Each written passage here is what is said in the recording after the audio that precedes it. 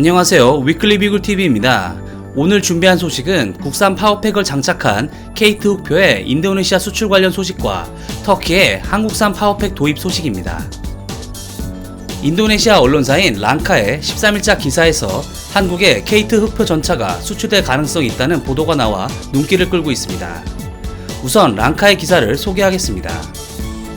한국은 이제 여러 나라에서 요구하는 인류 무기 생산국으로 부상하였습니다. T-50 고등훈련기와 KT-1 훈련기, 장보고3 잠수함과 KF-X 차세대 전투기 등은 이미 널리 알려져 있습니다. 한국은 무기 설계 분야의 연구와 기술을 수행하는 것 외에도 제조 분야, 즉 전차용 군용 기계 제조 분야의 연구와 기술 또한 수행하고 있습니다. 한국은 ADD를 통해 중동, 아시아 및 유럽 수출 시장에 1500마력 전차용 특수 엔진을 만드는 데 성공했습니다. 특히 아시아 지역의 경우 한국은 첫 번째 고객으로 인도네시아를 목표로 하고 있습니다.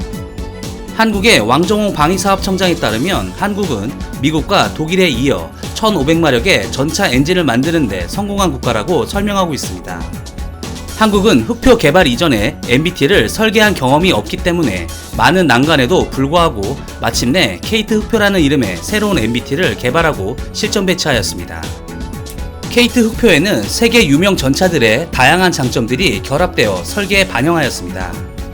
KT 흑표의 처음 100여 대는 MTU 엔진을 사용하고 2차분에는 한국산 엔진이 장착되었습니다. 한국산 엔진은 KT 흑표뿐만 아니라 터키의 알타이 전차의 엔진으로도 채택될 것으로 생각됩니다.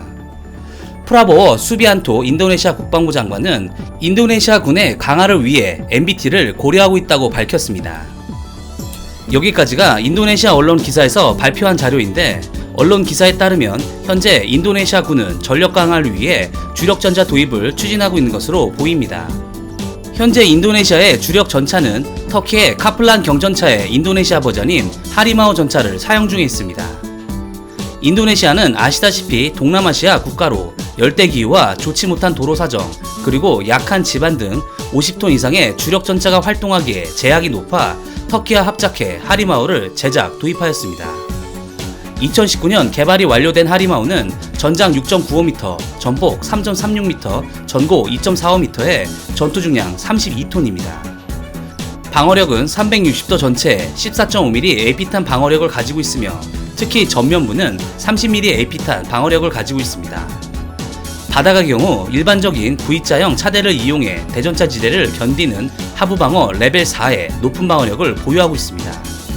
거기에 3톤의 부가장갑을 덧대면 나토 기준 레벨 5 수준의 높은 방어력을 자랑합니다. 파워팩의 경우 미국 캐터필라사의 711마력 C13 디젤 엔진과 엘리슨사의 X300 변속기를 탑재하였습니다. 현수장치의 경우 유기압이 아닌 토션바 현수장치를 사용하고 있어 승무원의 피로도 측면에 부족한 면이 있습니다. 항속거리는 450km이며 일반 도로에서 70km/h의 높은 성력을 낼 수 있습니다. 포탑은 벨기에 CMA사의 코커릴 C300 105 105mm 포탑을 장착하였으며 자동장정 방식 채택에 승무원은 3명입니다. 또한 3세대 전차 조준 시스템을 갖추고 있으며 화생방 보호장치, 자동 소화 시스템을 갖추고 있습니다. 이 정도 성능은 사실 경전차로서 높은 성능을 가지고 있는 것입니다. 하지만 도심 지역과 중요 시설, 그리고 혹시 모를 대규모 전면전에 있어서는 부족한 면이 많습니다. 그 이유는 결국 주력 전차와의 싸움에서 밀리는 것은 어쩔 수 없는 것입니다. 이러한 이유로 결국 인도네시아는 주력 전차가 필요한 상황으로 보입니다. 물론 현재 100대의 레오파드 EA6가 있지만 이를 중고로 구입하였고 결정적으로 이는 3세대 전차입니다. 중국의 동중국해 팽창과 인도네시아 입장에서는 호주군도 경계해야 하기 때문에 3.5세대의 주력 전차 증강이 필요한 상황입니다. 인도네시아가 아직 주력 전차 발주에 대한 언급을 공식적으로 하지는 않았지만 만약 도입을 추진하게 된다면 레오파드와 흑표가 경쟁을 할 것으로 예상됩니다. 그리고 한국은 가격 경쟁력을 위해 국산 파워팩을 장착한 KT 흑표를 내놓을 것으로 판단됩니다. 아직 우리 국방부에 재평가가 남아있지만 전문가들의 예상에는 별 문제가 없다면 변속기 재평가는 통과될 것으로 예상하고 있고, 중요한 건 어디까지나 우리 국방부의 기준이고 인도네시아군의 파워팩 기준은 우리 군보다 덜 까다로울 수 있을 것으로 내다보고 있습니다. 앞서 소개드린 인도네시아 기사 후반부에 재밌는 이야기가 하나 더 있는데, 터키 알타이 전차 파워팩도 한국이 개발한 파워팩을 장착할 것으로 본다고 언급하고 있습니다. 터키 알타이 전차는 로템의 기술을 이전받아 제작한 전차로 K2 흡표와 비슷한 설계가 적용되어 있는데, 중요한 건 터키 알타이 전차에 엔진이 없다는 것입니다. 이게 무슨 이야기일까요?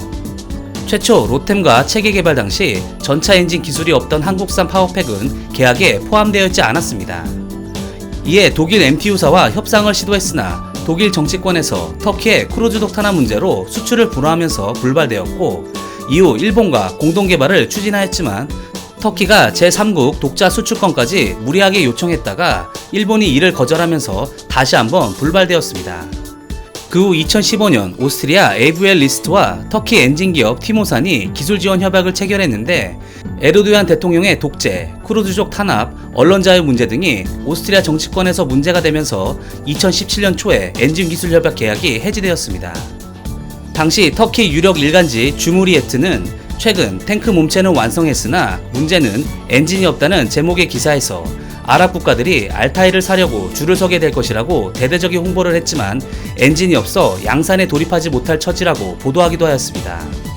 이후 정치적 문제가 없는 우크라이나에 협상을 타진했지만 터키에 여러 번 기술을 유출당해 방산 수출에 타격이 입은 우크라이나는 오직 완성품만 판매한다고 잘랐고, 이에 미국 등 다양한 루트를 알아보았지만 전부 계약에 실패하고 말았습니다. 그러던 중 터키의 티모산과 터키 방위산업청 사이에 엔진 공급 계약이 체결되었다는 터키발 보도가 있었습니다. 해당 보도에 따르면 개발 기간 2년 6개월, 비용은 2억 달러를 들여 자국산 엔진의 개발에 성공했다고 발표하였습니다. 하지만 개발 비용과 기간이 터무니없어 제3국들은 그 보도에 대해 전부 의심하였고, 결국 알고 보니 개발에 실패한 것으로 드러났으며 계약은 해지되었습니다. 자동차 엔진도 독자적으로 만들지 못하는 나라에서 전차용 엔진 개발은 처음부터 말도 안 되는 계획이었습니다. 그리하여 유일한 대안이 한국산 파워팩인 것입니다. 이는 상당히 신빙성 있는 내용으로 보입니다. 하지만 터키가 기술 이전 등 무리한 요구를 한다면 우리나라도 깊은 고민이 필요해 보입니다. 혹자들은 터키가 인도네시아와 하리마우 경전차도 공동 개발하였는데 알타이도 경쟁하는 것 아니냐고 물을 수 있는데, 알타이는 흡표보다 몸집이 더 큰 것에 비해 전형적인 수동 장전 방식과 여러 스펙들이 하향되어 있어 경쟁 상대 축에도 들지 못하는 3세대 전차입니다. 인도네시아가 굳이 3세대 전차를 도입하고 싶다면 모를까 3.5세대의 신형 주력 전차를 원한다면 후보군에도 오를 수 없습니다. 어찌되었든 이번 인도네시아 주력 전차 도입 사업과 터키의 파워팩 도입에서 다시 한번 한국의 방위산업의 위상을 떨쳤으면 하는 바람입니다.